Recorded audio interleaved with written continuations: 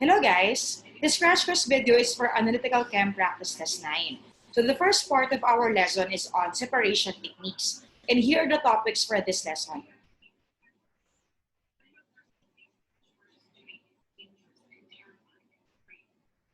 So under separation techniques, we will discuss the different techniques for separation. And these are the basis of separation based on size, based on mass or density, based on complex formation, physical state, change in physical state, change in chemical state, and partitioning between phases. The second part of this crash course video will be about chromatography, which is under the basis of partitioning between phases.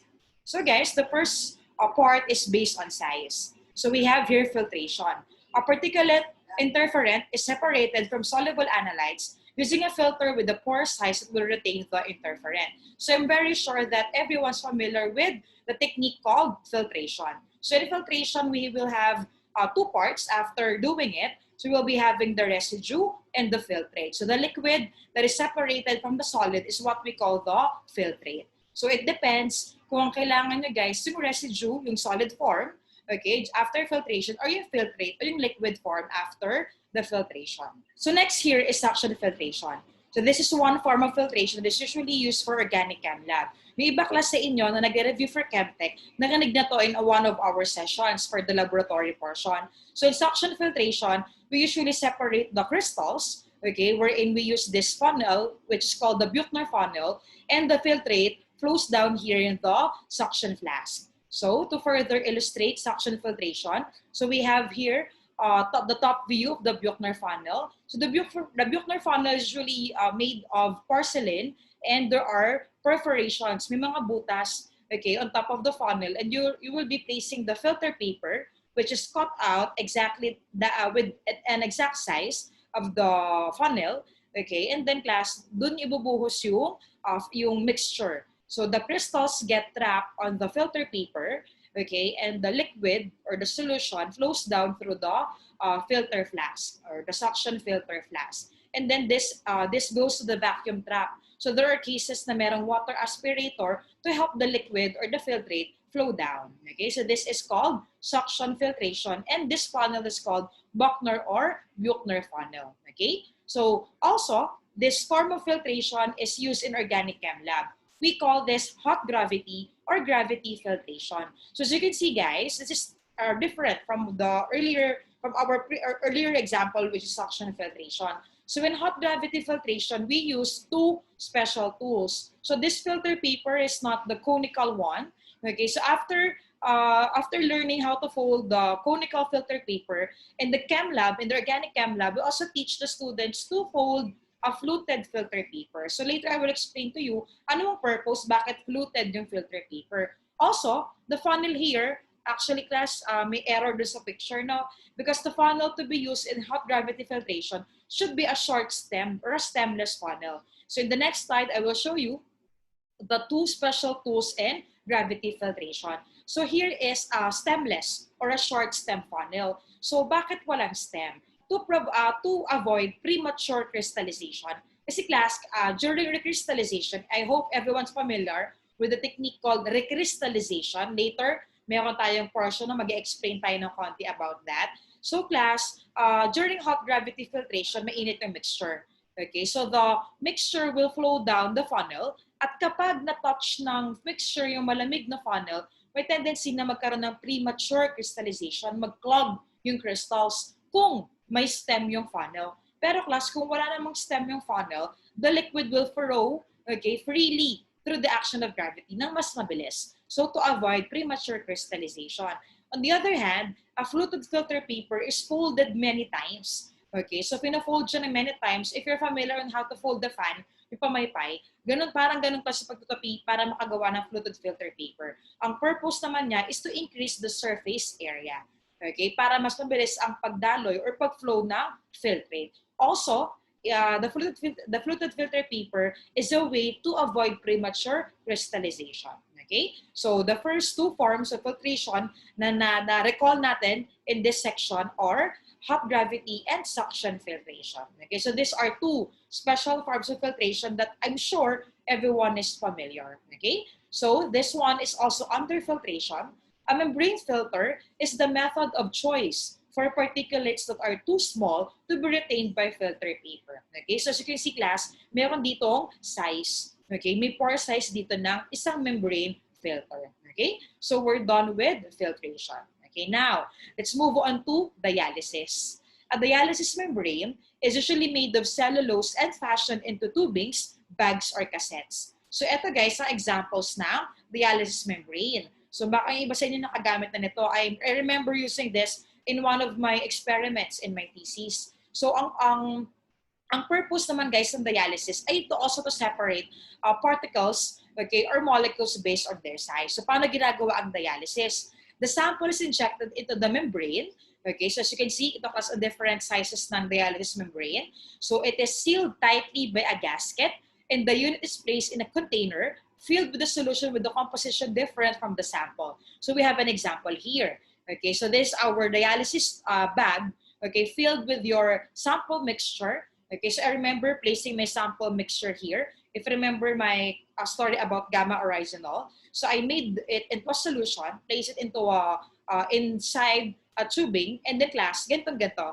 Okay, so I also made the way na naka-immerse siya inside the beaker that contains a buffer solution. So yun yung requirement in my experiment. Na-buffer the solution na paglulubugan or pag-i-immersan ko nung dialysis bag or dialysis tubing. So if there's a difference in the species concentration on the membrane's two sides, so outside and inside, the resulting concentration gradient provides a driving force for its diffusion across the membrane.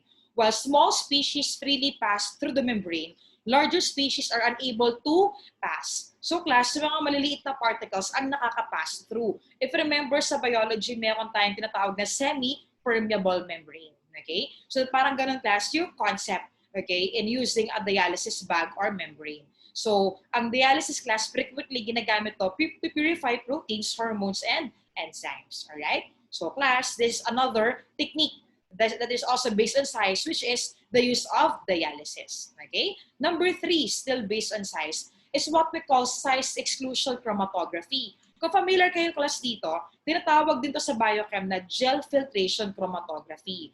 So this is where a column is packed with small, approximately 10 micrometer porous polymer beads or cross-linked dextrine or polyacrylamide.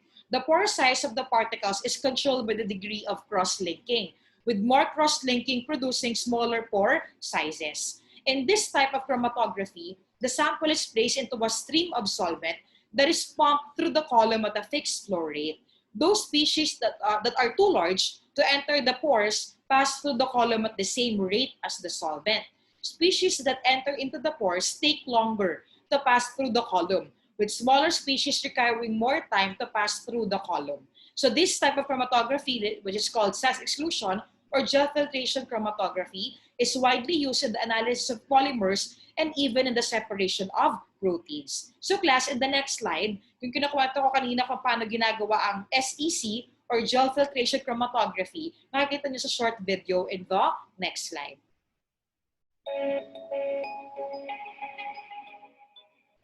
Separation in gel filtration chromatography is based on the differences in sizes from biomolecules as they pass through a column packed with a chromatographic medium, which is a gel. Molecules larger than the pores in the gel are unable to diffuse into the gel and are confined to the solution surrounding the beads. Molecules which range in size between the very big, excluded from the gel, and the very small can penetrate the pores to varying degrees based on their size. Access to the pores is limited by steric hindrance. If a molecule is smaller than the smallest of the pores in the gel, it will be able to enter the total pore volume.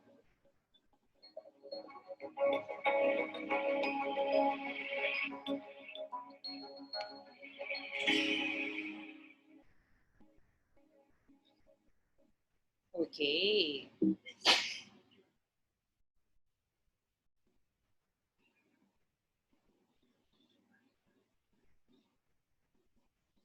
So the next part is separation based on mass or density. And this is centrifugation. So it uses the action of centrifugal force to promote accelerated settling of particles in a solid liquid mixture. If the analyte and the interferent have different masses or densities, then a separation using centrifugation may be possible.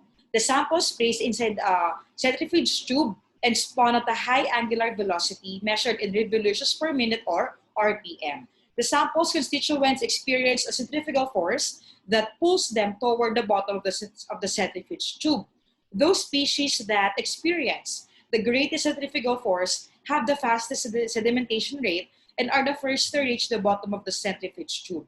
So the picture here in our slide is actually a refrigerated centrifuge. So this is usually used for separation of biomolecules, okay, from their matrix or solvent. So if you're working with enzymes, with proteins, so most probably guys, ang papagamit sa inyo na centrifuge ay refrigerated centrifuge para hindi maiwasan, okay, para hindi mag-undergo ng decomposition, okay, if there are components or molecules that are thermally sensitive during separation. So this is a table from Harvey which gives us conditions for separating selected cellular components by centrifugation. So I remember I have worked with enzymes. Okay, so pag nag-isolate ng enzymes, gumagamit kami ng refrigerated centrifuge at meron talagang may required talaga class na centrifugal force, okay, or naka-state in terms of revolutions per minute or RPM, and even yung time. Okay, so in this kind of centrifuge, pwedeng mag-set ng temperature.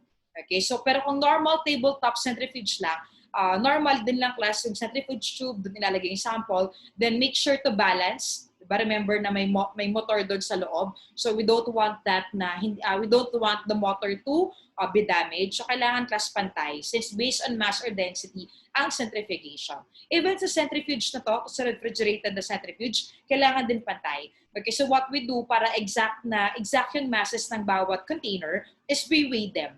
Okay, pa hindi lang class yung chine-check na pantay na ganon. So kapag magkakaiba kasi yung masses ng mixture per tube, mas maganda, mas mainam na naka-weigh. Okay, kasi pag nakarinig kayo ng weird na tunog dun sa motor ng centrifuge, something's wrong. Okay, ibig sabihin may imbalance within the test tubes or the containers inside. Okay, so this is centrifugation. Okay, now we move on to based on change in physical state. So this is distillation. So when the analyte and the interferent are miscible liquids, separation by distillation is possible if their boiling points are significantly different. Okay? However, may mga liquids naman na kahit very close ng boiling point nila, pwede pa rin i-separate through distillation. So there are different forms of distillation. Yung mga Chemtech students dyan sa section na to, okay? Umaatan ng Chemtech supplementary, nakinig nyo na to sa kabilang video ko. So there are different forms such as simple, so we have steam, vacuum, and fractional distillation. So what we see here in this animation is a simple distillation setup. So we have here the heat source, the distilling flask, the condenser, and the receiver. Okay, so kapag magkalayo ang boiling points ng dalawang liquids, we can use simple distillation. If the liquids boil at 25 degrees Celsius between one another, or less than 25 degrees Celsius, then you can use fractional distillation. Okay, and if the mixture to be separated, for example, essential oil, it contains organic molecules that are insoluble in water and pwedeng ma-decompose at high temperatures, mainam plus ang steam distillation. Okay, so I hope everyone's familiar with this technique called distillation. Okay, the next separation technique based on physical state is called sublimation. So when the sample is a solid, sublimation may provide a useful separation of the analyte and the interferent. So ano ba ginagawa class in sublimation? So alam mo na yan from Gen Chem, di ba? Sublimation is where the solid substance turns into gas without passing the liquid state. Okay, that's the definition of sublimation. Pero paano siya ginagamit as separation technique? So in here, the sample is heated at a temperature and pressured below the analyte's triple point, allowing it to vaporize without passing through a liquid state. So class, para ma-recover siya, pwede condense yung vapor to recover the purified analyte. So in here, if you're familiar with iodine, so class, di ba ang iodine, ang crystals nun ay bilog-bilog na violet, dark violet. Kapag nag-sublime, nakita nyo na to, ayan. When nag-sublime ang iodine crystals, it turns into violet colored gas, what we see here in the animation. And you can recover, okay, the purified sample or the purified solute kapag nag-condense na siya on a cold surface. Okay, so may cold na surface na dapat ita-touch yung solid, okay, yung gas, yung solid na naging gas, okay, para maging solid siya ulit. Okay, so yun class ang idea or concept na sublimation. Okay, so another separation technique under the basis on change in physical state is recrystallization. This is what I'm talking about earlier. So the crystallization class has several steps na familiar naman kayo for sure. Kasi ginagawa to in all organic chem labs. Okay, so for example, you obtained an oily liquid after extraction. Okay, so yung extraction class, kinover ko na to sa Chemtech lab. Okay, don't worry, future chemists, kasi hindi naman masyadong ma-question on lab, okay, sa Chem Board exam. Pero sa Chemtech kasi, madaming questions on lab. Kaya nire-review din namin sila about lab techniques. So in here, kunwari, after extraction, naka-obtain ka ng oily liquid. Alam mo na hindi naman dapat oily liquid yun. Dapat white solid, white crystalline solid. So, dapat ang hunch mo ay impure, yung mixture na na-obtain mo after extraction. So to get rid of these impurities or interference, you can subject your sample to recrystallization. Okay, and most likely, okay, you will obtain the expected outcome ng crystals or no solid after recrystallization. Kaya yun yung tawag sa kanya, recrystallization. So let me give you the slide na ginamit ko sa Chemtech lab. So this is a very short diagram on how to give you an idea kung ano yung steps during crystallization. Number 1, dissolve sample in a minimal amount of hot solvent. So we don't want the mixture to get unsaturated by adding too much of the solvent. Kaya class, konti lang. Okay, so pagka-dissolve ng sample in a minimum amount of hot solvent, then you check, okay, if the solution is clear or not. Bakit? Because step 2, okay, is optional. Okay, optional na pag-add the activated carbon. So, anong gagawin ng activated carbon? It will actually absorb the colored impurities if there are any. So, kung wala naman class color yung solution after doing step 1, you proceed right away with hot gravity filtration. Okay, so, paano po ginagawa yung pag-add ng decolorizing or activated carbon? So, konti lang. So, just get a pinch or a spatula tip of the activated carbon, then mix it with your solution. So you will see that slowly the carbon particles will absorb the colored impurities. Then kapag nag-settle na yung particles, magkakaroon na class ng clarity yung mixture. Then you filter it out, okay? So normal filtration, you filter it out, and then you can already proceed with the next step, okay? So kaya optional, may asterisk itong paggamit ng activated carbon. So yung hot gravity filtration, yung class yung kanina, pinakita natin sa first part, okay? So after getting the filtrate, okay, the clear filtrate, then you cool the filtrate slowly. Okay? And class, dito niyo makikita na may mga crystals na mabubuo. Okay? Ma'am, paano pag walang crystals na nabuo kahit na nag-cool naman slowly? Then you can induce crystallization. Okay? So some ways are to apply a seed crystal, okay, kung saan magkakaroon class ng mag-start ang nucleation, or pwede nyo steer yun gamit ang steering rod, and then you scratch the sides of the flask. Okay, so yun ang dalawang ways, okay, sa mga paraan para makapag-induce ng crystallization. Alam nyo ng iba sa inyo, okay, na nagawa nyo na yan before kapag #desperate measures na, okay, pag wala ang crystals na nagpapakita, wala kang yield, di ba? So, kapag finally nagpakita ng crystals, okay, after cooling, so pwede class i-cool muna sa room temp, i-water bath ninyo, or kapag malamig na, room temp na siya, pwede siyang ilagay sa cold bath or ice bath. Okay, para mas maraming crystals na mabuo. Okay, kasi at low temperature, the solids or the crystals are not anymore soluble dun sa solvent. Okay, and then in step 4, you filter by suction. So suction filtration is done to separate the completely insoluble impurities. Okay, so these are the 4 steps for recrystallization. So class, huwag kakalimutan na ang slow cooling ay sobrang mahalaga.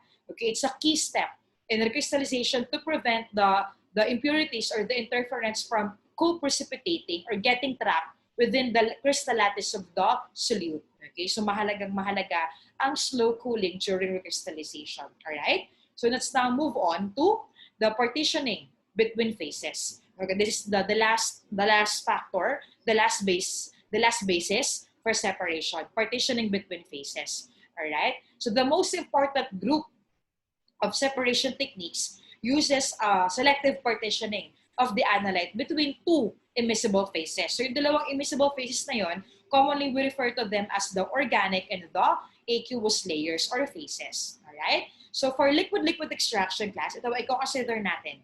Okay, ito ay consider natin na partitioning between phases. If a solute is extracted from an aqueous phase into an organic phase, then an equilibrium is established between the two phases. The partition coefficient Kd, okay, para sa equilibrium constant, is the ratio of the solubility of the solute in the organic and the aqueous phases. The distribution ratio D is used to evaluate an extraction's efficiency since the solute's total concentration is considered in each phase. So class, ito ang equilibrium condition. So we are referring to the solute as being partitioned in the aqueous and the organic phases. So ito class, equilibrium.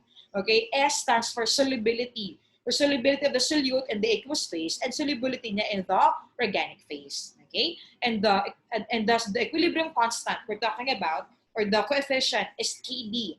Okay, so ito class, so Kd is equal to S org over SAQ. So this is our mathematical expression for Kd. At dahil ang nire-refer naman natin ay total concentration ng solute sa kada phase or in each phase, then we are using D, or what we call the distribution ratio. Kapag malaki class ang Kd or D, okay, since they're equal, kapag ang nire-refer natin ay total concentration, then ang ibig sabihin lang yan, extraction of the solute into the organic phase is highly favorable. So what we are thinking is that we can extract, okay, the solute moving into the organic phase from the aqueous to the organic phase. One example I can think of now, separation or isolation of caffeine from tea leaves. Kasi class, sa experiment na yon in our basic organic chem lab, in that experiment, we introduced liquid-liquid extraction to the students kasi basic organic chem lab yun. So what we do first is to immerse the leaves in hot water, or what we call steeping, yung tsaa class, pagbabadsa ng tsaa sa hot water. And then after a few minutes, we add an organic solvent to the tea mixture. Okay, so para ma-separate natin ang caffeine from the aqueous phase, from the water layer phase. Okay, so now, I will be giving you the derivation of the equations needed for liquid-liquid extraction. This is also written in our review guides. Ipapaliwanag ko lang how we came up. Okay, by the way, the reference is Harvey, okay, for this derivation.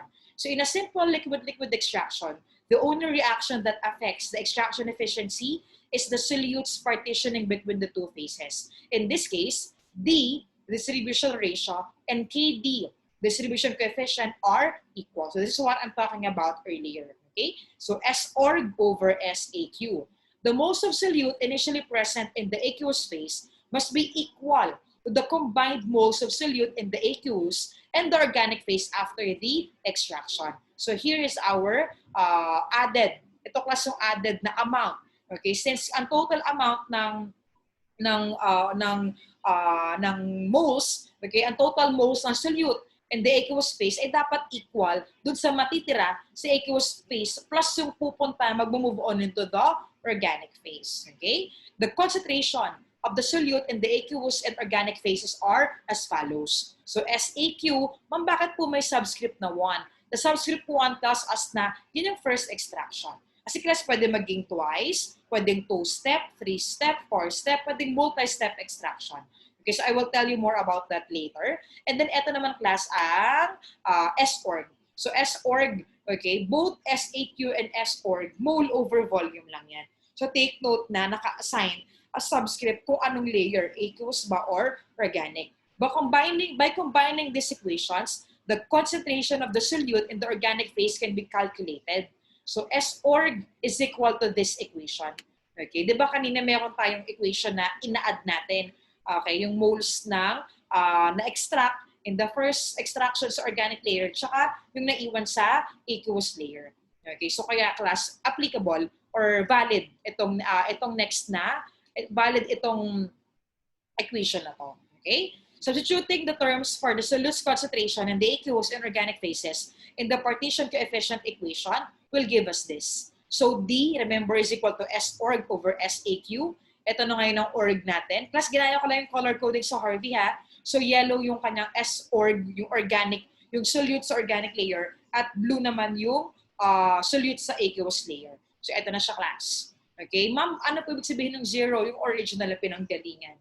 Okay? And then 1, ito yung na-extract. One-step extraction.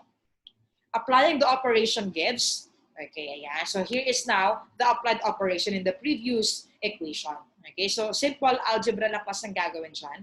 Rearranging and solving for the fraction of solute that remains in the aqueous phase after one extraction, which is symbolized as QAQ sub 1 gives this equation. So class, in some books, pwedeng iba yung symbols nila, but we're going to adopt the symbols in Harvey. So QAQ sub 1 is the fraction of solute that remains in the aqueous phase after one extraction. So this is referred to as mole SAQ sub 1 over mole SAQ 0. So class, after doing the operation, okay, that was given in the previous equations, we will arrive at this simplified form, VAQ over DV org plus VAQ. So class, pwede kayong gumawa ng mnemonics para maalala yan. Kasi medyo mahaba ang derivation, medyo maraming minuto. Okay, baka maraming minuto ang spend din nyo by arriving at this equation. Okay, but it's no harm if you want to derive it. Okay, if you want to derive it dun sa exam. For example, nalalabas to, no? But I suggest na pwedeng gumawa class ng mnemonics or ng paraan para maalala ninyo. So you can remember this equation. Okay?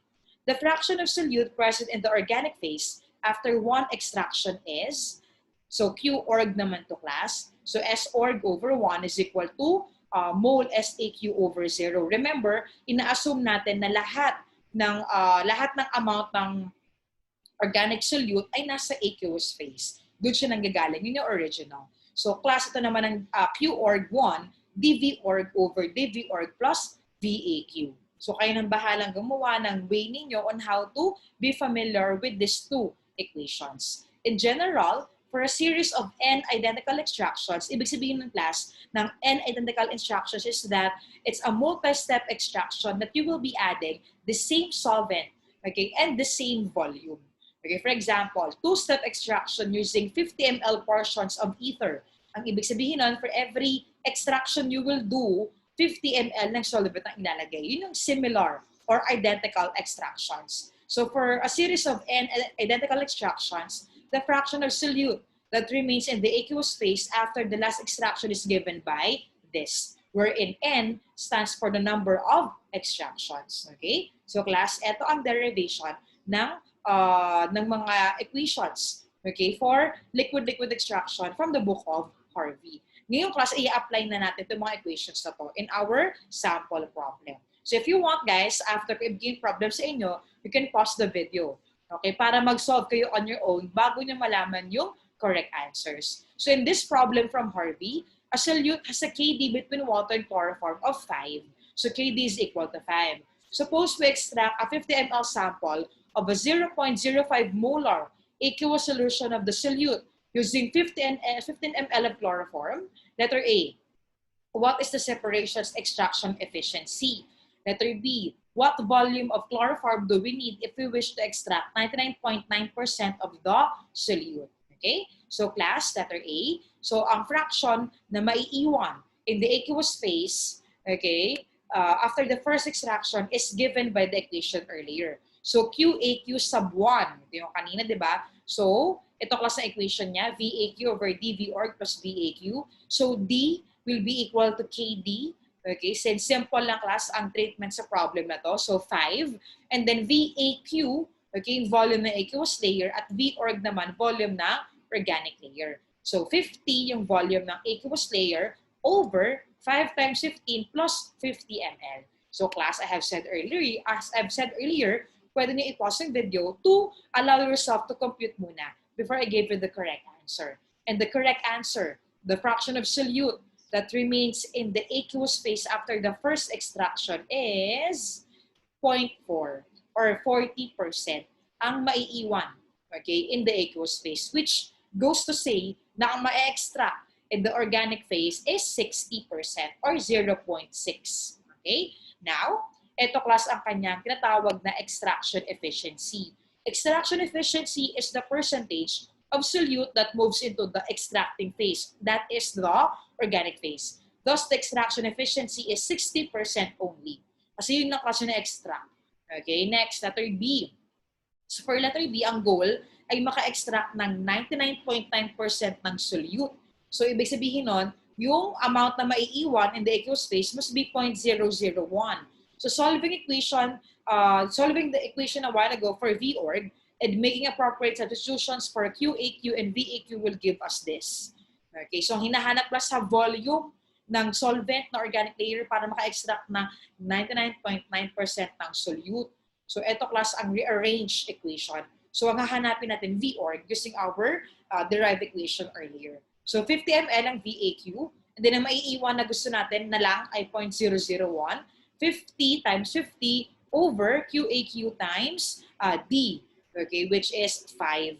Okay, so class, sorry ha, may error na sa book, may nakalagay na 5 ml. 5 lang yan. Walang unit ang D or ang KD. So the answer here is 9,990 ml. Or simply, i-convert nyo pa sa liters, diba nyo by 1,000 yan, it would be what? 9 point, it would be 1, 2, 3, 9.99 liters. O, diba? So, class, ganun kadami. So, halos 10 liters na yon. Okay, so almost 10 liters ng solvent ang kailangan just to extract, okay, all of the solute. Kasi halos lahat na yun, in 99.9% ng solute. Okay, so ang ibig sabihin na niyan, class, medyo magastos, very expensive itong goal na to na makapag-extract ng 99.9% ng solute. Take note ha, one-step extraction kasi to. Kaya naging ganyan kalaki. Okay, 9,990 ml. Kaya ganyan kalaki ang solvent na magagamit kasi one-step extraction. Okay? Next problem. For the extraction described earlier, determine the extraction efficiency for 2 identical extractions and for 3 identical extractions, and the number of extractions required to ensure that we extract 99.9% of the solute. So class, okay, i-compare natin ng 2 sa 3-step extraction kasi kanina 1-step lang yon. So eto, okay, ma'am, paano po naging ganyan na equation? Di ba we're using the same equation? Okay, ito yung VAQ, ito yung D times V org, ito yung VAQ. Ma'am, bakit naka-raise yung entire equation sa second power? Kasi class N is equal to 2. Okay, alam na natin ilan yung identical extractions. Kaya we can now use the equation kanina, okay, kung saan pwede mo makuha yung amount na ma-extract using multiple extractions. So the answer here, okay, so ito naman yung pangatlo. So ang answer sa kanilang, ito yung pang-third, ito yung 3-step extraction, okay? So the answers are as follows. So 0.16, okay, ang matitira sa aqueous phase after 2-step extraction, and then 0.064 ang fraction na matitira kapag nagtatlong step na extraction. So ito class ang kanilang extraction efficiencies. 84% for 2 extractions kasi 16% ang may iwan sa aqueous layer. So 84 ang may extract. And for 3 extractions naman class, wow, ang laki. 93.6%. Okay, so ganun ka-efficient ang 3-step extraction. Okay, next. Baka ma-determine ko ilang extraction na magagawa, okay, para maka-extract ng 99.9% ng solute. Ibig sabihin, yung Q, yung fraction na matitira sa N aqueous layer ay 0.001. So, ang isolve nyo class ay N. Yung exponent ang isolve natin. So, you can apply here your knowledge on log, on exponents, para class makuha yung N. Okay, so I want you guys to pause this video para makuha nyo muna yung N. Okay, kasi what if, ito yung question sa board exam, di ba? So, kailangan prepared kayo. Baka hindi lang V org, hindi lang VAQ, hindi lang efficiency, hindi lang amount na matitira or ma-extract ng tatanong. Pwede rin kasing N, the number of extractions. So, taking the log of both sides and solving for N, we now get 7.54. Ma'am, can we round it down to 7? No.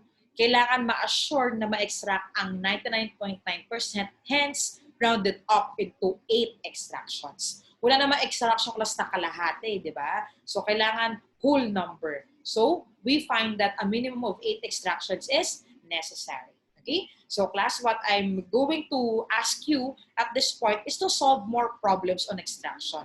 Okay, ma'am, bakit? Kasi nasa board exam yan. So, there are multiple problems in the board exam na ang concern ay tungkol sa extraction. So, kailangan class ma-master ninyo ang pag-solve at maalala nyo lagi equations na ginagamit for this type of problem. Okay? So, I hope we're clear with this. So, we now move on to another type of extraction na partitioning pa rin between phases. So, this is solid phase extraction. So, the sample is passed through a cartridge that contains a solid adsorbent. Okay?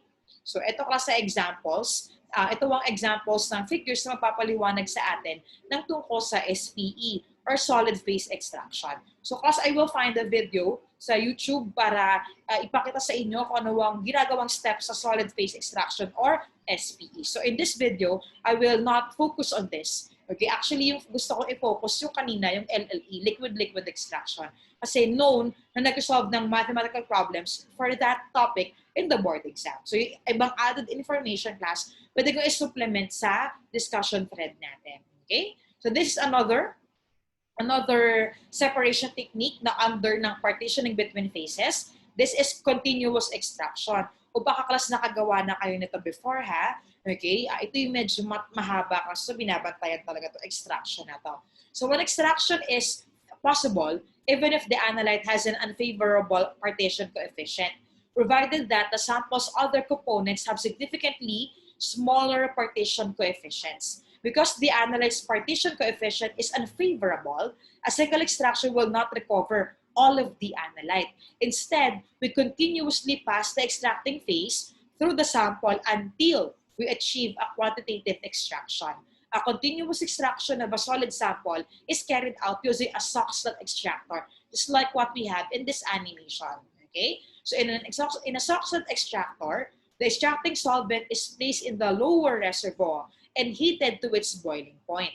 The solvent then passes through the sample, which is held in a porous cellulose filter thimble, collecting in the upper reservoir. So I remember doing this before, no, once lang sa undergrad, na doon class nagko-collect, andun ang sample sa tinatawag class na thimble. And then the solvent will continuously go up and down to sa sample na yon. So ginagawa class ng continuous extraction kapag hindi favorable ang KD or D, okay, ng solute. Kaya class continuous para ma-concentrate, okay, yung liquid or yung solvent with the solute.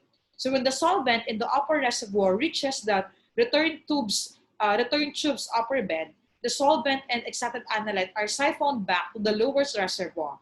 Over time, the analyte's concentration in the lower reservoir increases. So this is done in this extraction is done over hours. Oras plus ang binibilang pag ginagawa to extraction na to. So I remember ginawa namin tong Soxhlet extraction when we want to isolate fats or lipids during our experiment on anong tawag doon? We call it sa analytical yun eh.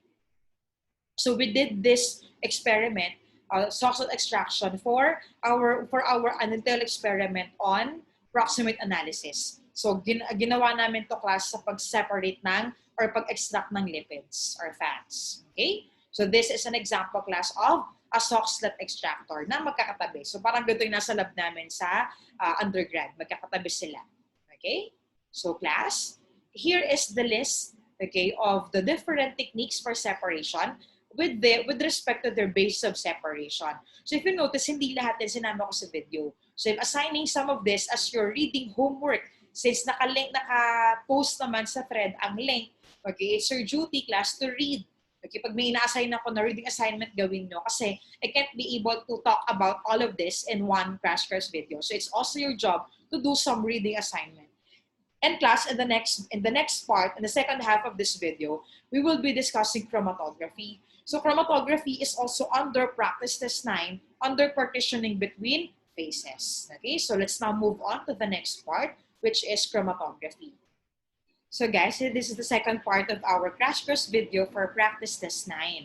So half of the questions in practice test 9 are on chromatographic methods. Even pa sa practice test 10 ha, meron din questions on chromatography. So the topics for this lesson are general theory of column chromatography, optimizing chrom separations, GC, and HPLC. Okay, so let's now move on to the first part of chromatographic methods. So guys, for example, we have here a simple glass column that is already packed. Then we are going to load the sample, and the goal is to separate the different components of the sample. So the components are resolved on a packed column by elution, which is the process in which components are carried through a stationary phase by the movement of a mobile phase, or also known as the eluent. The mobile phase that exits the column is called the eluate. The progress of separation can be followed by collecting fractions as they elute from the column, or by placing a suitable detector at the end of the column. So later, under GC and HPLC, we will discuss the different parts of the instruments kasi may binanggit class dito na detector. So itong picture na to, simple column chrom lang to. And I guess some of you have performed this during your thesis maybe, okay, no undergrad kayo. So in here, we have here class a very basic schematic diagram on how to separate the components of components of a particular sample. Kunwari, meron kayong isolate, then you would like to purify it using column chromatography. So in a normal column chrom separation, after collection of the fractions, they can be subjected to TLC analysis, wherein similar fractions can be pooled. That is, if the fractions will have the same RF. And then further purification techniques can be performed with the pooled fractions. In my thesis before, I have already done this, and it is really tedious starting from the preparation of the materials needed, to the packing of the column, to the elution of the sample, to the TLC analysis of the fractions. In the next slides, we will discuss the general theory of chromatography and the modern instruments that can be used to separate and analyze the components of the sample in the shortest time possible. So class, in this slide, define muna natin ang mobile and stationary phase. In chromatography, we pass a sample-free phase, which we call the mobile phase, over a second sample-free stationary phase that remains fixed in space. The mobile phase is a liquid or a gas, and the stationary phase is a solid or a liquid film coated on a solid substrate. We often name chromatographic techniques by listing the type of mobile phase followed by the type of stationary phase. In gas-liquid chromatography, for example, the mobile phase is a gas and the stationary phase is a liquid film coated on a solid substrate. If a technique's name includes only one phase, as in gas chromatography, then it is the mobile phase. Okay, so always take note of this. Para class, pag may nabasa kayong chromatographic technique, alam ninyo kung ano ang mobile at saka stationary phase.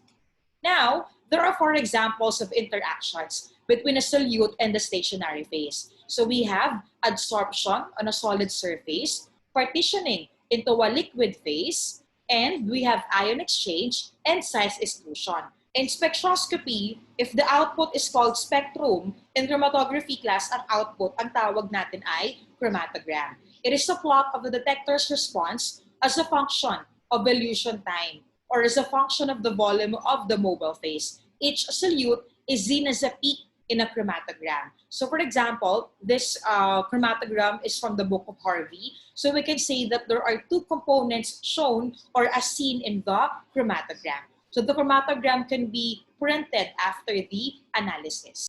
So guys, in this part, for optimization, we will discuss some of the basic terms. So we have here void time, retention time, and baseline width. So void time, at ano ang definition nito? A small peak on the left of a chromatogram is for non-retained solutes. Ito class. Ito may symbol na T sub m. So this is the time required to elute them. Ang tawag class dyan ay dead time or void time. So these non-retained solutes, okay, are usually not part of the components of your sample. So we call this dead time or void time. Okay? Next, retention time, or TR, T sub R. It is the time between the sample's injection and the appearance of a solute peak at the detector of a column. So class, ito ang characteristic na time, okay, of elution of the components of your sample. We call it retention time. And the third one, okay, that we're going to define here is the baseline width, symbolized as W. It is the width of a solute's chromatographic peak at the baseline. So ito siya, class, ito yung W. So usually class, ginagamit ang W sa mga mathematical techniques para ma-compute ang percent composition ng isang chromatogram.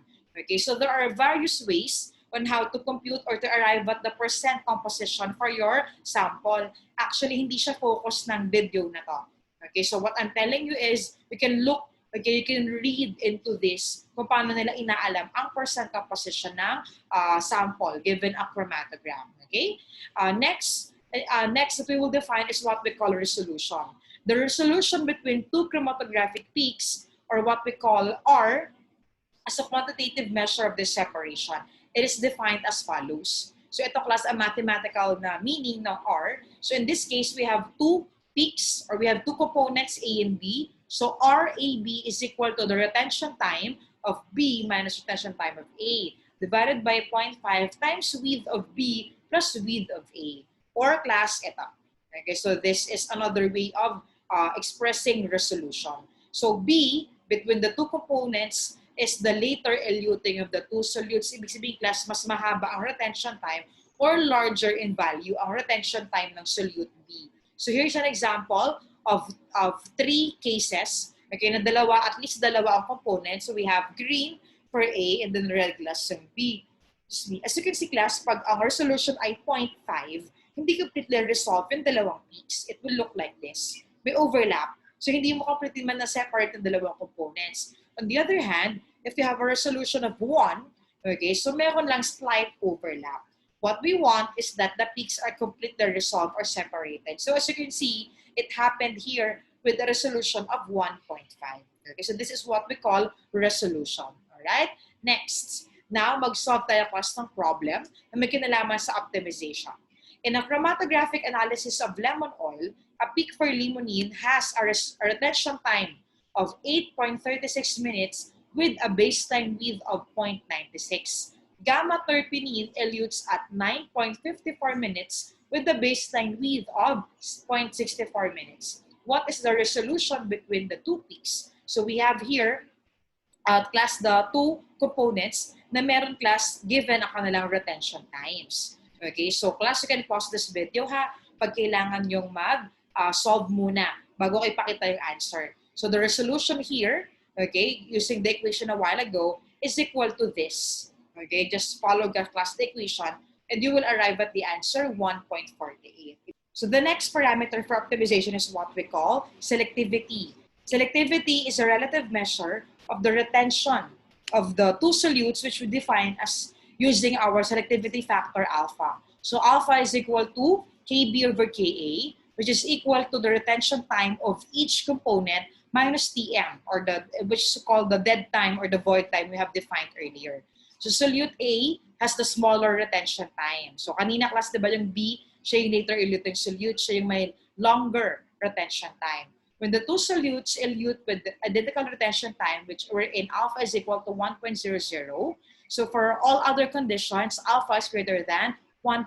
Okay, so kapag magkamukha class, ang dalawang solute, identical retention time nila, so 1 ang alpha. But for all other conditions na iba, magkaiba totally sila, alpha should be greater than 1.00. So let's solve a problem na may kinalaman dito. In the chromatographic analysis for low molecular weight acids described in the earlier example, the retention time for isobutyric acid is 5.98 minutes. What is the selectivity factor for isobutyric acid and butyric acid? So here is our equation. Okay, so ito class yung K, okay, para sa isobutyric acid. Okay, so here is our K, which is 18.3. So class, kasi may isa problem na to, sa book, yung problem na to galing sa book, may earlier na may pinanggalingan ha. Okay, so meron doon pag-solve, meron ka munang kailangan kunin, okay, from the previous portion of this problem. So in the previous problem, okay, the K for butyric acid is 23.6. And then here we are solving for the K of isobutyric acid, which is 18.3. So thus, the alpha or selectivity factor of these two solutes is equal to 1.29. So as you can see, class, hindi naman equal ang kanilang retention times. Okay? So this is what we call selectivity factor. So now, the next thing we're going to talk about for optimization is about the plate height. Okay? Na may kinalaman din class sa plate count. So in the original theoretical model of chromatography, the chromatographic column is divided into discrete sections, which are referred to as the theoretical plates. So within each theoretical plate, there is an equilibrium between the solute present in the stationary phase and the solute present in the mobile phase. The described column efficiency in terms of the number of theoretical plates is what we refer to as the big N here. Okay, ayan. Plus yung height, yun yung H. L naman yung length ng column. Alright? So a sample component present in the mobile phase is transported step by step from one plate to the other, to yung series ng theoretical plates. A perfect equilibrium is established between the mobile and the stationary phase within each plate, which causes a slight retention of the sample component. So retention in turn depends on the affinity of the sample component for the stationary phase. Okay? So kasi ito yung ginagamit natin na parameters, we call the plate height is symbolized as H, and the plate count or yung bilang ng theoretical plates at tinatawag naman natin na symbol na M. So they are widely used as quantitative measures of chromatographic column efficiency. Okay? So malamang class, some of you narinig na ang tungkol dito. No? So the efficiency of chromatographic columns increases as N becomes greater, the number of plates, and as H or the height becomes smaller. So class, here's the formula. Okay, ito yung mga equations na kailangan yung gamitin in case na may kinalaman sa number of plates or sa length ng column or sa height. Okay, may kinalaman sa question. This is an example of a problem na may kinalaman sa mga bagay na yon. A chromatographic analysis for the chlorinated pesticide gives a peak with a retention time of 8.68 minutes and a baseline width of 0.29 minutes. Calculate the number of theoretical plates. Given that the column is 2 meters, that's the length, okay, and the height of a theoretical plate is measured in millimeters, all right? So here's our equation, class. N is equal to 16 times TR squared over width. So retention time given naman, yung width given din, so times 16, okay? So H is equal to L over N. Since class ang hahanapin natin ay number of theoretical plates. So ito ang first equation natin. So we have 14,300 number of theoretical plates. So meron na kayong bilang ng theoretical plates. Next na tanong class ay ano ang height? Okay, so L given naman ang length. Okay, so ang length ng column ay 2 meters. Alright, at ang number ng plates ay 14,300 plates. Okay, so class 2 meters over the number of plates we just got in the first question. At ang conversion, magkakalimutan. So 1 meter has 1,000 millimeters. Then we obtain 0.14 millimeter per plate. So ito class ang height. Okay, yan ang height ng bawat plate sa question na to. Okay? So in the column that is specified here in this question. Suppose we inject a sample that has a single component. At the moment we inject the sample, it is a narrow band of finite width. As the sample passes through the column, the width of this band continually increases in a process we call band broadening. So class, okay, ito yung tinatawag natin na Van Dimter equation. The Van Dimter equation emphasizes the importance of the mobile phase velocity. In this equation class, yung mu ang nagka-stand for mobile phase velocity. Okay, so one by one, ano ba yung mga factors na tinutukoy sa Van Dimter equation? So we have here A. Okay, A is for the contribution for multiple paths. O tinatawag natin na eddy diffusion. B over mu is for the contribution of longitudinal diffusion. And finally, C times mu is for the combined contribution of the mass transfer in the stationary and mobile phases. So class, here is our Van Dimter equation. So the next part of our discussion is about gas chromatography or GC. So in GC, the sample may be gas or liquid injected into a gaseous mobile phase, also known as the carrier gas. A typical gas chromatograph consists of several key components such as the mobile phase, heated injector, column, and the detector. So here guys, para tayong meron schematic diagram dito or what we call block diagram. So we have here the carrier gas, the injector, the column inside the oven, the detector, and the readout. So here's an example, an actual example of a full setup of a gas chromatograph. So one by one, we will discuss the parts. So one by one, we will discuss the parts of the gas chromatograph. The first part is called the mobile phase. So this is the carrier gas. The most common mobile gases for GC are helium, argon, and nitrogen, which have the advantage of being chemically inert toward the sample in the stationary phase. These gases have very low viscosities. The choice of carrier gas often is determined by the needs of the instrument's detector. Completely gas-tight thermoplastic synthetic materials do not exist, and plastic tubing is permeable to gases such as helium. Carrier gas, as well as detector gases, can diffuse through the tubing wall. But in view of the small amounts and the fact that this usually happens in the gas flow system before pressure or flow regulation, it will not present any difficulties. Problems, however, may be encountered with oxygen entering the tubing wall via diffusion. The next part of the gas chromatograph is the column. So the column can be classified as either packed or capillary column. So we will differentiate between these two types of column in the next slides. So packed columns are constructed from glass, stainless steel, copper, or aluminum, and typically are 2 to 6 meters in length with internal diameters of 2 to 4 millimeters. The column is filled with a particulate solid support, of which the most common is the diatomaceous earth. When hydrolyzed, the surface of the diatomaceous earth contains silanol groups that serve as active sites for absorbing solute molecules in gas-solid chromatography. These particles are very porous, which provides ample contact between the mobile phase and the stationary phase. On the other hand, capillary column or open tubular column is constructed from fused silica and is coated with protective polymer coating. So we have there three types. We have the wall-coated open tubular column, wherein a thin layer of stationary phase, typically 0.25 nanometer thick, is coated on the capillary's inner wall.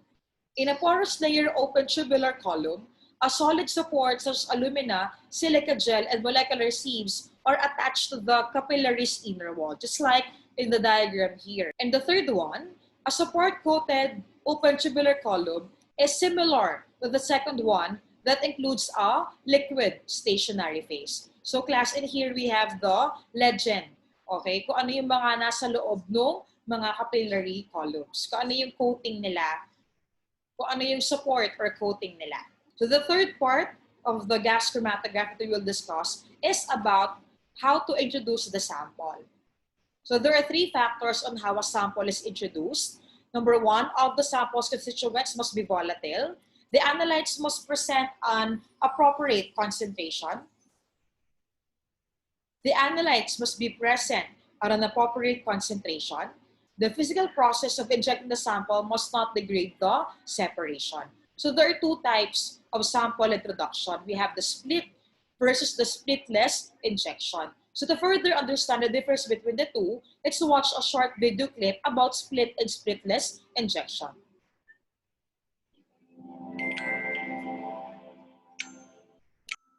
Split versus splitless injection. Split and splitless are the two most commonly used GC injection techniques. How are they different? And which one should you use for your analysis? We'll begin with split injection, which is the most popular thanks to its versatility over a range of analyses. Inside a split-splitless inlet, you will find the carrier gas supply, the septum purge, the split vent, the liner, and the column. Now we'll start the gas flow and simulate a split injection. Let's rewind and go through what happened. First, the gas entered the inlet with a total flow of 104 milliliters per minute. A small amount, 3 mils per minute, passed through the septum purge to reduce possible contamination from the septum, while the rest continued onto the liner. A fraction of the gas, 1 ml per minute, flowed into the column, but most, 100 mL per minute, is swept away via the split vent. This ratio, the split ratio, is determined by the user before starting the analysis. Split ratios typically vary between 5 to 1 to 500 to 1. With the higher the ratio, the lower the amount of sample that enters the column compared to what passes out the split vent. During injection, the sample is injected into the liner and vaporizes. Since our example has a high split ratio of 100 to 1, one part goes onto the column, while 100 parts of the sample exit out the split vent. Now, let's look at an example of a splitless injection. In a splitless injection, the split vent is closed and left closed before and during the injection. As there is no split flow, the total flow is set at a dramatically reduced flow rate. Here, it's only 4 mL per minute. 3 milliliters per minute passed through the septum purge, while the remaining 1 ml per minute entered the column. During injection, the sample remains within the liner for longer before entering the column due to the lower flow rate. Once sufficient time has elapsed after injection, the split vent opens to purge the inlet. This duration, known as the splitless hold time, is calculated to be long enough to allow the maximum vaporization and transfer of analytes to the column. So which injection technique should you use? It depends on the concentration of your desired analytes within your sample, the sensitivity of your detector, and any method requirements. Split injection is ideal if your analyte concentration is high enough to afford an on-instrument dilution and still meet required detection limits. The higher flow rates through the inlet lead to sharp, narrow peaks, while simultaneously reducing the time for adverse interactions to occur. However, since most of your sample is vented, your detection limits are much higher. While this can be problematic for less sensitive detectors, a detector with higher sensitivity, such as an ECD or an MSMS, help make split injection possible. But if your analyte concentration is very low, you may need to perform a splitless injection. Splitless injections excel at trace analyses. Since all the flow is directed to the column, you can transfer the majority of your sample. However, the slower flow rate into the column can result in the degradation of active analytes through adsorption and breakdown. It also leads to increased diffusion, causing band broadening. This is especially noticeable for more volatile analytes, resulting in wider peaks. While choosing the right injection technique for your analysis is essential, it's also important to optimize your injection parameters. This allows you to maximize both analyte transfer and injection-to-injection reproducibility. For more information about optimizing for split and splitless injections, visit our resources below or visit restech.com. All right, so we have seen the difference between split and splitless injection. We now move on to the fourth part, which is the oven. Actually, the oven contains the column. So the oven is a fundamental component of the GC system.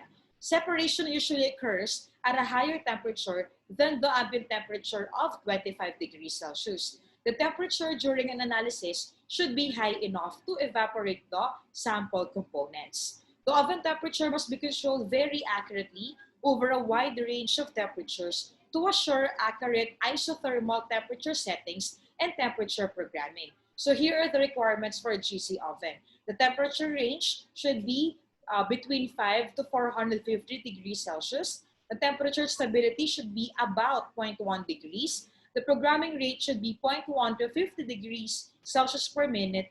And ito class dapat ang cool down time from 350 to 50 degrees in less than 10 minutes. So the most important role of the oven temperature is its effect on the partition coefficient of the analytes between the stationary and mobile phase. Take note that the solute, okay, or the analytes to be separated will be spending time between the stationary and the mobile phase. So there's partition.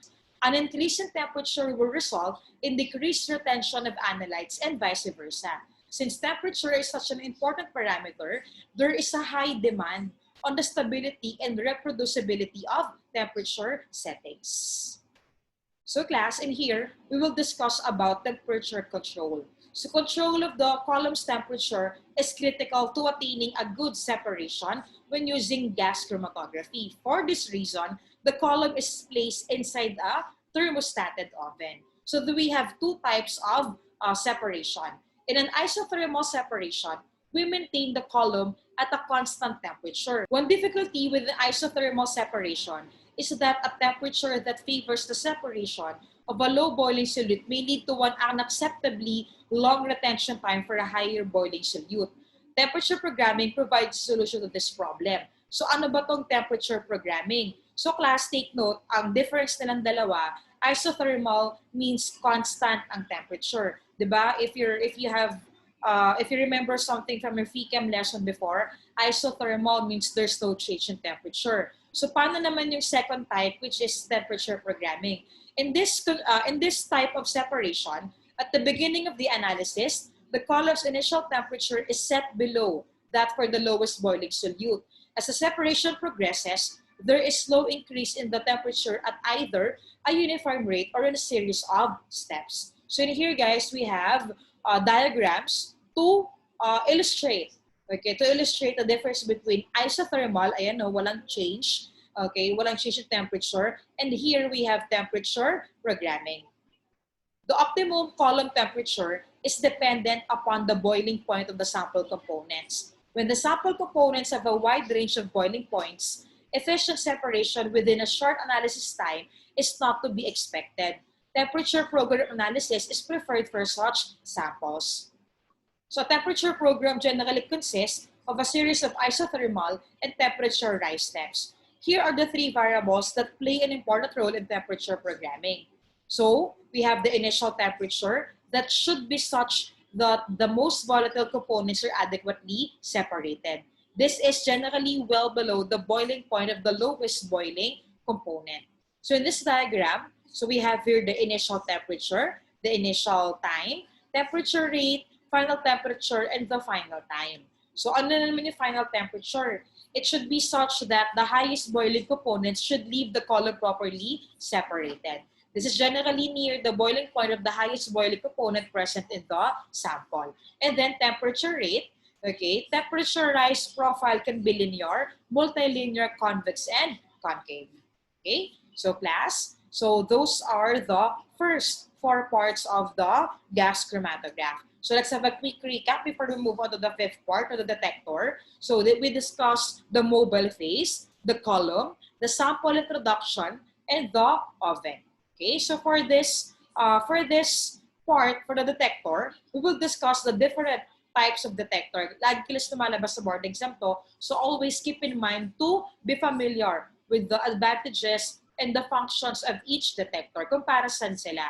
So an ideal detector has several desirable features. It should have a low detection limit. It should have a linear response over a wide range of solute concentrations. It should be sensitive for all solutes or selective for a specific class of solutes. And last, it should be insensitive to a change in flow rate or temperature. So we have here FID, the most common GC detector, TCD, the oldest one, ECD, NPD, and FPD. So one by one class, dapat alamin natin kung para saan ang mga detectors na to. So in here class, you have application of each detector and then their detection limits, okay, at yung applicable na carrier gas for them. So class, if you're wondering bakit naka-list pa yung carrier gas with respect to the detector, it's because the type of carrier gas used for separation often determines which detector is appropriate to use, okay? So now, in this part, we will discuss the different types of detector and when to use them or when are they applicable. So let's discuss the first detector, which is TCD. Actually, ito sa pinakaluma. Okay, it's actually one of the oldest detector there is for the gas chromatograph. So TCD is also known as a thermal conductivity detector. It is also known as catherometer or hot wire detector. So sabi ko nga, it's the oldest GC detector, but it is a universal detector responding to compounds with a different ability to transfer heat from the carrier gas. Ang carrier gas na ginagamit for PCD could be helium or hydrogen. It detects a difference in thermal conductivity between column effluent flow, which consists of carrier gas and sample, and a reference flow of carrier gas alone.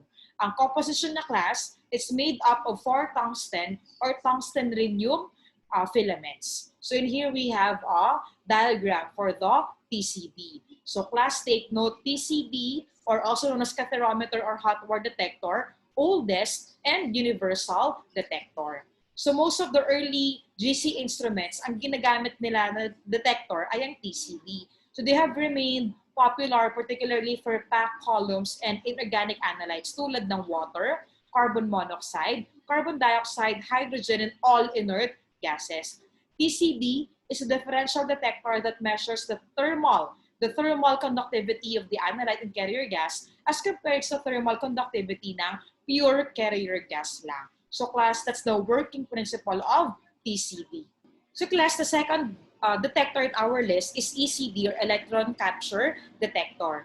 It is a selective detector that provides very high sensitivity for those compounds that capture electrons like halogenated compounds, compounds with nitric groups, aromatic compounds, and highly conjugated compounds. Ang applications ng ECD ay sa detection of pesticides and PCBs. So if you're wondering what PCBs, PCBs, it stands for polychlorinated biphenyls. And the third one in our list, ito actually class ang pinaka widely used na detector in GC. This is called FID or flame ionization detector. FID measures the ions produced by organic compounds during combustion. It responds to all organic compounds that burn in the oxyhydrogen flame. The signal is approximately proportional to the carbon content, giving rise to the so-called equal response per carbon rule. So kaya class ng FID, pinaka-useful ito kapag ang sample ay organic compounds. So all hydrocarbons should exhibit the same response for a carbon atom. When heteroatoms are present, this factor decreases. The next one is called photometric ionization detector or PID. The principle is simple. Depending on excitation of the molecules by photons from the energy source, followed by subsequent ionization of the excited molecules and amplification of the resulting current between the polarizing electrodes. The detector is non-destructive and considerably more sensitive than FID for many compounds, particularly substituted aromatics in cyclic compounds. However, response is poor towards permanent gases and low molecular weight alkanes. So ang advantage class ng PID is its simplicity and the lack of any need for auxiliary gases except makeup flow when using capillary columns. It is therefore useful in hazardous situations where the use of flame detectors would be prohibitive or importable GC systems. Okay, so this is the fifth detector in our list. This is NPD or nitrogen phosphorus detector. Isa pang tawag sa kanya, TSD or thermo-ionic specific detector. So ginagamit naman ito ay thermal energy to ionize the analyte. So this is a very selective detector when the compound is nitrogen or phosphorus containing. Okay?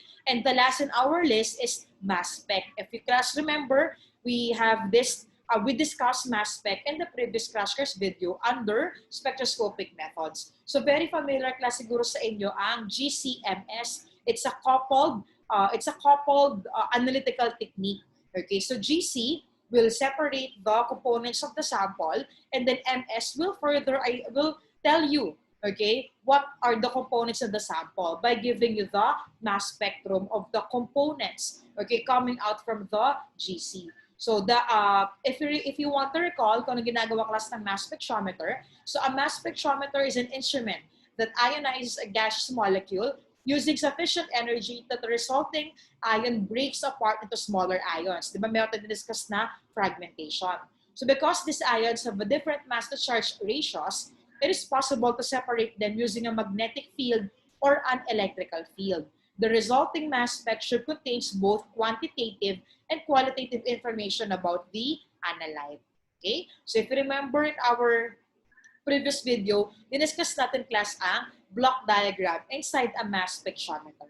Okay, so very brief na lang ang discussion natin about this kasi ang main topic dito class ay from. Okay, nasa kabilang video ang spectro. So GCMS, a very popular hyphenated or ang isa pang tawag dito ay coupled. Okay, coupled separation. So class, in this part of our lesson, we will now discuss HPLC. HPLC could mean high pressure liquid chromatography or high performance liquid chromatography. So the diagram you see here is the gas chromatograph. Okay, here are the components we have discussed earlier. Now, ito class ang difference ng HPLC. So you see similar components, meron ding column, meron ding detector. However, a different component here is the pump. Okay, walang pump sa GC, pero sa HPLC wala rin namang oven. Okay, so may slight differences ang dalawang ito. Okay, although they are both they both contain stationary, mobile phase, at both naman ang goal ay for separation. So class, we see here the main difference of GC and HPLC. Okay, so let's discuss the parts of an HPLC instrument. So this picture is from the book of Harvey. So I'm sure some of you nakakita na class ng buong HPLC instrument. It may look like this kasi in our lab before, so ganito yung itsura ng HPLC na instrument namin. However, whenever meron kaming experiment, the lab instructor is always present to guide us kasi alam niyo naman, very sophisticated ang instrument na to. So it really requires thorough practice for you to handle such an instrument. So class, let's discuss the first part of the HPLC instrument, the pump. So a pump aspirates the mobile phase from the solvent reservoir and forces it through the system's column and detector. Depending on a number of factors, including column dimensions, particle size of the stationary phase, the flow rate and composition of the mobile phase, operating pressures of up to 42,000 kilopascal can be generated. So class, isa pang tawag sa pump ay solvent delivery system.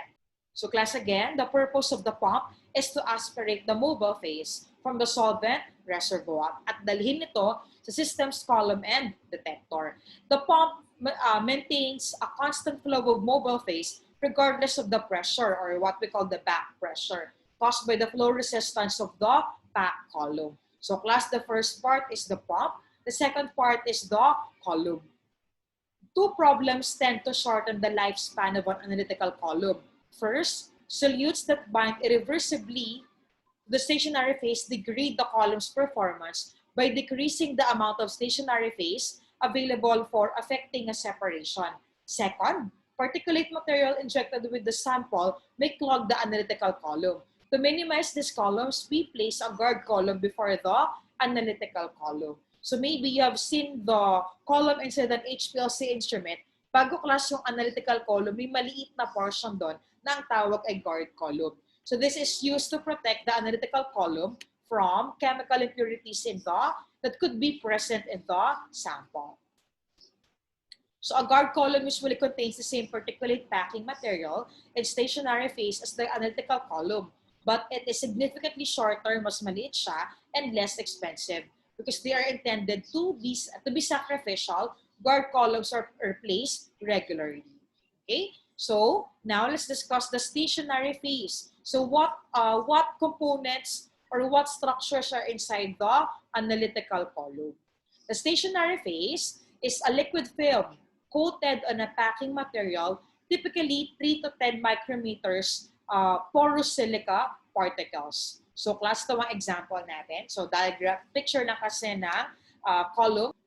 Silica can be produced with many different morphologies, porosities, and surface areas. Just like in the picture here, these are different structures of silica substrates. And in here, we have the different active groups that could be present at the surfaces of silica substrates. Now, we will differentiate between normal phase and reverse phase HPLC. In the normal phase HPLC, the mobile phase is nonpolar, and the stationary phase is polar. Class, it may be ironic, pero yung reverse phase HPLC ang commonly na ginagamit na mode. So in reverse phase HPLC, the mobile phase is polar, and the stationary phase is hydrophobic. Let's now look into the molecular level of the difference between normal and reverse phase HPLC. So class, take note, the silica is polar. So in normal phase HPLC, take note, class, ang silica polar talaga. Okay, thus, the polar molecules or the components, the polar analytes in the sample will be bound or absorbed, okay, dun sa silica stationary phase. Thus, the non-polar molecules will pass more quickly through the stationary phase. So yung non-polar molecules, sila yung mga mauunang ma-elute. Kasi hindi sila magbabind strongly with the polar silica na stationary phase. On the other hand, so I've said earlier, reverse phase yung mas common na ginagamit. So in the reverse phase HPLC, we would be i-alter natin yung polarity ng silica. So typically, 8 or 18 carbons are added to the silica. They will be bound covalently at the surface of the silica, rendering the stationary phase to be now non-polar. So class, ang effect niyan, ang mga molecules or analytes na mababind or mag-strongly absorb dun sa surface ay yung mga non-polar molecules. Baliktad, opposite with that of the normal phase HPLC. Since the mobile phase is polar, therefore, the molecules that are polar will pass more quickly through the stationary phase. It will be eluted along with the mobile phase. So class, take note of the major differences between the normal and the reverse phase HPLC. Okay? And then the next part of our HPLC lesson is the mobile phase. So class, recap lang bago tayo nakarating sa mobile phase. So we discussed earlier the pump, okay, its purpose, the column. So class, bago makarating na analytical column, may guard column muna. And then we also finished discussing about the stationary phase. So the fourth part of our HPLC lesson is the mobile phase. So class, meron tayo kanina sa GC, meron tayong isothermal versus temperature programming. Dito naman sa HPLC, meron tayong isocratic versus gradient elution. So kung kanina, isothermal, constant temperature, ano naman ang isocratic? So in isocratic elution, one solvent or one solvent system ang ginagamit for constant elution. Okay, so during elution, constant yung gagamitin na solvent. Isang solvent lang or isang solvent system lang. So here's an example of a separation using isocratic separation. So I will no longer interpret class the data here. So in here, at the second diagram naman, this is for gradient elution. So in a gradient method is recommended for samples that cannot be easily separated by isocratic method because of the wide separation range. So class, ang differ silang dalawa, in gradient elution or in the gradient method, 2 or more solvents programmed to change composition of polarity are used during elution of compounds. So in this type of separation, the eluent strength is increased during the separation by changing the composition of the mobile phase. As a result, the analysis time is reduced and the quality of the separation is improved as well as the detection limit. Binary linear gradients are the most common and the easiest to handle. Although gradient elution is a more complex technique than its counterpart, the isocratic method, ang good understanding naman class ay hindi naman mahirap ma-attain sa gradient elution. So kailangan ng aralin, okay, in order for you to perform gradient elution properly, okay, and effectively para ma-separate ang components ng sample. Okay? So now, number 5 is our sample introduction. So the operating pressure within an HPLC is sufficiently high that the sample cannot be injected into the mobile phase by inserting a syringe through a septum. Kaya class, ang sample ay ini-inject using a loop injector. The injector can be a single injection or an automated injection system. An injector for an HPLC system should provide injection of the liquid sample with the range of 0.1 to 100 milliliter of volume with high reproducibility and under high pressure. So I have here a video, okay, video class na isang loop injector. Okay? So it will, ulit lang yung video na yan. Sige. Ayun. Okay, so from the solvent reservoir, you see the blue line there, yung class yung solvent, yung mobile phase, and the other blue color, itong parang sky blue, that's the loop injector. So doon class papadaanin ang sample. Okay? So here is an example of a more modern approach. So HPLC autosamplers are automated tools designed to quickly and accurately load samples. They are especially useful in labs that are analyzing very small samples or performing large numbers of analysis. So HPLC autosamplers increase the speed and accuracy of sample loading. And class, the last part of our HPLC lesson is the detector. So the most popular HPLC detectors take advantage of an analyte's UV-vis absorption spectrum. So naalala ko in our HPLC instrument before, nung college kami, ang ginagamit din na detector ng instrument namin ay UV-vis spectrophotometer. So these detectors range from simple designs, so di ba diniscuss natin yung single beam versus double beam, so in which the analytical wavelength is selected using appropriate filters, to a modified spectrophotometer in which the sample compartment includes a flow cell. So guys, now we're done with HPLC. Okay, so in the next slide, papakitaan ko lang kayo ng mga abbreviations sa liquid chromatography. Okay, since we will not be able to discuss all of them, it will be your homework to be familiar with some of them. So here are different various liquid chromatography methods. So what we have in this video, we discussed GC and HPLC. Okay, although meron pa palang ibang parts, ibang types ng chromatography methods. So class, pwede nyo rin basahin ng about SEC, says exclusive chromatography, IEC, ion exchange, etc. Okay, so it's not, it will not be harmful kung magbabasa tayo ng iba't ibang types ng chromatography methods. Okay?